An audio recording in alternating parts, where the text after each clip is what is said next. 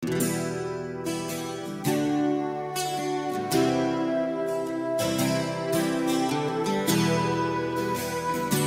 Kesic, how would you describe the main objective of the Republika Srpska office in Washington? Oh, we have three important goals. I'm not quite sure we have a main goal. The overall goal, of course, is to represent the interests of the Republika Srpska, to be present in Washington, D.C. and participate in the public discussions concerning issues of interest to Republika Srpska and Bosnia and Herzegovina. In terms of our actual focus, we're looking at three main areas of activity. The first area, of course, and the most important with respect to the current situation, is the economic area. We're very interested in presenting the opportunities that exist for potential investors and businesses interested in partnering up with companies from the Republic of Srpska, and also for private investors who may have an interest in exploring the possibilities in Republika Srpska. We've already had a number of contacts with American companies, individual investors, and investment funds, and I think we have the first concrete proposal underway that the government of the Republic of Srpska is considering for cooperation with an American financial institution. So that is probably right now one of the most important areas that we deal with on a day-to-day basis. The second area of importance for the work of this office is work with the community of people who have come to the United States from the Republic of Srpska and from Bosnia and Herzegovina.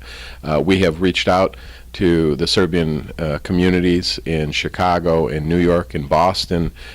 We have mostly focused on the East Coast for the initial period of the work of our office, but very soon we'll also be reaching out to the people in the Midwest and the West Coast. We've also reached out to the Croat and Bosniak communities who come from Republic of Srpska. We want to show that this office is not a zero-sum game proposition, that you don't have to look at the Republic of Srpska and Bosnia and Herzegovina in that context, that if something is good for the Republic of Srpska, by definition it has to be bad for Bosnia and Herzegovina. We don't believe that, and we conduct our work totally in a different direction with the belief and firm conviction that whatever we can achieve for Republic of Srpska is also very good for Bosnia and Herzegovina and all of its citizens. The third area that we focus on is a very broad area, but it's an important one here in Washington, D.C. As you know, there's a problem with the perception of the Republic of Srpska that is mostly the result from the experiences of the 1990s and the war. As a result of that, there are many people in government institutions here who have a very strong bias against the Republic of Srpska, and who have pretty much stopped following what has happened on the ground in Bosnia and Herzegovina, and who by definition react in a very negative way whenever the Republic of Srpska is mentioned or wherever it's involved in whatever kind of issue within Bosnia and Herzegovina.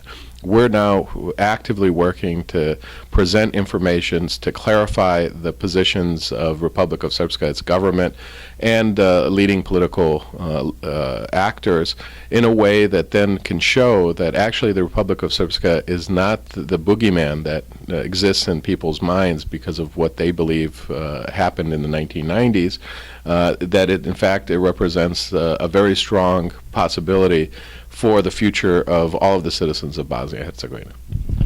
By encouraging U.S. investors in Republika Srpska, would you say that that helps Bosnia and Herzegovina on the whole, as well as all of the Balkans, because it would draw U.S. investment to an area where they wouldn't otherwise perhaps go? Yes, I agree with that, of course, but I think that what is most important with bringing American investors to the region is not only in terms of bringing in fresh capital and potential for employment for people who live there, but also we have an excess of American involvement at the local diplomatic level that often is very counterproductive and very destabilizing within the countries of the Western Balkans. And at times there's really no logic with respect with individual behavior of certain American diplomats in the region. They tend to try to seek confrontation with local elected leaders. They undermine the institutions that exist on the ground, and they also destabilize society because they try to present this picture that's very black and white, which usually tends to mean if you do what we ask of you, everything is great, and we will not criticize you no matter what your flaws are, meaning you politicians. But if you don't agree with us, then we will criticize you and we will point out every single flaw that we can think of.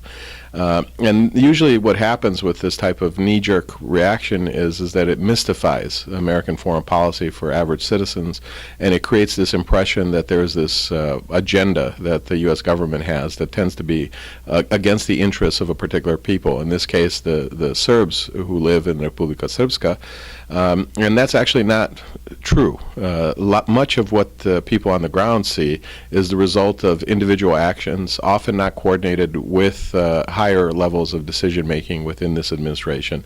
And as a result, it misrepresents the American position and American interests, really, that are associated with every single open question that needs to be resolved, not only in Bosnia-Herzegovina, but in the Balkans. So I'd like to see a balancing where we reduce this type of negative activity that has really not proven to be very useful for resolving problems in the Balkans, with more concrete investment and economic activity from American companies and private capital. Because I think once you get a better balance, then the diplomacy and American politics will fall in line with the interests of these companies.